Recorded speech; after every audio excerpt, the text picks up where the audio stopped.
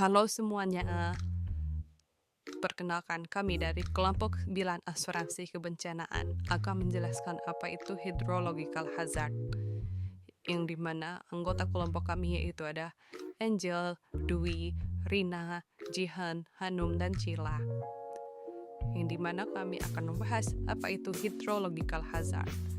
Definisi dari hydrological hazard yaitu jenis bencana alam yang melibatkan peristiwa yang berhubungan dengan air seperti banjir, tanah longsor, penurunan permukaan tanah, dan masih banyak lagi.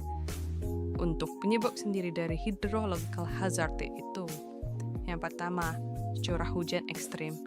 Curah hujan yang tinggi dalam waktu singkat dapat menyebabkan volume air yang sangat besar mengalir ke sungai, danau atau tanah yang tidak mampu menampungnya sehingga menyebabkan banjir. Kemudian, penurunan hutan. Penurunan hutan mengurangi kemampuan tanah menyerap air, meningkatkan aliran permukaan yang memicu erosi dan banjir, serta melemahkan fungsi daerah tangkapan air dalam mengatur aliran sungai dan menjaga kelembapan tanah. Kemudian, perubahan iklim.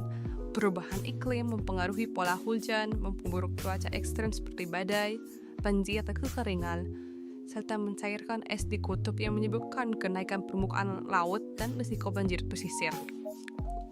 Yang kemudian adalah tsunami. Tsunami adalah gelombang laut yang besar disebabkan oleh gempa bumi atau letusan gunung berapi di dasar laut yang menyebabkan banjir besar. Yang kemudian yaitu kegagalan bendungan dan infrastruktur air. Kegagalan bendungan, tanggul, atau waduk dapat menyebabkan banjir besar secara tiba-tiba akibat perawatan yang buruk, desain yang tidak memadai, atau peristiwa alam ekstrim seperti gempa atau hujan deras. Kemudian, urbanisasi dan pembangunan tidak terencana. Urbanisasi mengubah permukaan tanah menjadi area kedap air seperti jalan dan bangunan, mengurangi infiltrasi air dan meningkatkan aliran permukaan, sehingga memperburuk risiko banjir di perkotaan. Yang terakhir yaitu liquefaction.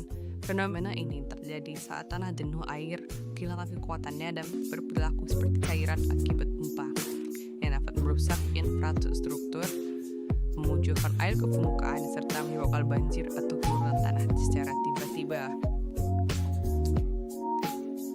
Kemudian, faktor terbentuknya hydrological hazard itu apa aja sih? Yang pertama, faktor alam. Faktor alam terdiri dari curah hujan yang ekstrim, kenaikan permukaan laut, pencairan salju, gempa bumi bawah laut. Untuk faktor manusia sendiri itu ada deforestasi, pembangunan di area awan banjir, perubahan aliran sungai.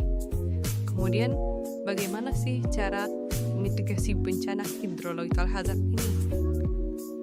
Untuk banjir sendiri, yang pertama ada pra bencana, memahami bahaya banjir, tingkat kerentanan, persiapan evakuasi, serta berdiskusi dengan keluarga tentang ancaman banjir. Saat bencana, mendapatkan informasi, mematikan listrik, evakuasi ke tempat aman, dan mengenali risiko banjir. Untuk pasca bencana, menghindari air banjir, waspada terhadap arus listrik, membersihkan sisa banjir, membuang makanan yang terkontaminasi, dan segera mendapatkan perawatan kesehatan. Untuk tanah longsor, di mana prabencananya yaitu pemetaan area rawan, edukasi masyarakat tentang tanda-tanda longsor, pemasangan lembu, dan penanaman pohon untuk mencegah erosi. Saat bencana, ikuti informasi resmi, segera evakuasi ke tempat aman, dan hindari area dengan tanda longsor. Untuk pasca bencana sendiri, jauhi area terdampak, lakukan pembersihan, perbaiki infrastruktur, dan dapatkan perawatan medis jika diperlukan. Apa aja sih contoh produk asuransi dari hydrological hazard ini? Yaitu asuransi semua resiko properti atau industri ACA, ya, di mana perlindungan risiko kerugian dari harta, benda, atau aset sampai kehilangan keuntungan perusahaan yang diakibatkan rusaknya harta, benda, atau aset yang dijamin. Salah satu risiko yang dijamin adalah banjir. Allianz Rumahku Plus, yang dimana jaminan perlindungan untuk hunian yang tidak lebih dari 3 lantai dengan konstruksi bangunan kelas 1 atau beton atau baja, tidak disewakan, tidak dalam keadaan kosong, dan jalan yang bisa dilalui oleh mobil pemadam kebakaran. Salah satu jaminan perlindungan yang dapat dipilih adalah perlindungan dari banjir. Yang kemudian adalah Allianz Usahaku, perlindungan kelangsungan usaha, kerusakan barang atau properti kehilangan barang pelanggan, banjir, badai, dan angin topan. Jenis usaha yang dilindungi adalah kantor, pusat pendidikan, salon kecantikan, rumah sakit atau klinik, dan lainnya. Sekian video dari kami yang dapat kami sampaikan. Thanks for watching.